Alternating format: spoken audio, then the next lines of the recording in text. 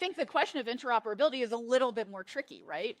Because what we're seeing with stablecoins is this explosion of new types of financial instruments, which is fantastic, but it also increases complexity enormously. Yeah. And so how do you simplify that? So you make sure that there's still a stable flow, right? And you make sure that everybody can access this, because right now that is definitely not the case, right? You certainly have different sectors that are using it heavily and some sectors that are not using it at all, but that should be using it.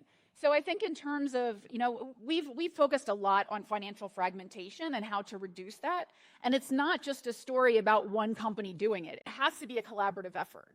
One of the things that we're doing is working very heavily on digital public infrastructure. And this is interesting because this is the idea that you have institutions and you have governments which traditionally have not built payment rails, right? Payment rails are often built by the private sector and sort of backed up by the public sector. And now we see the public sector saying, oh, there's all these things going on. We actually have to be involved in this.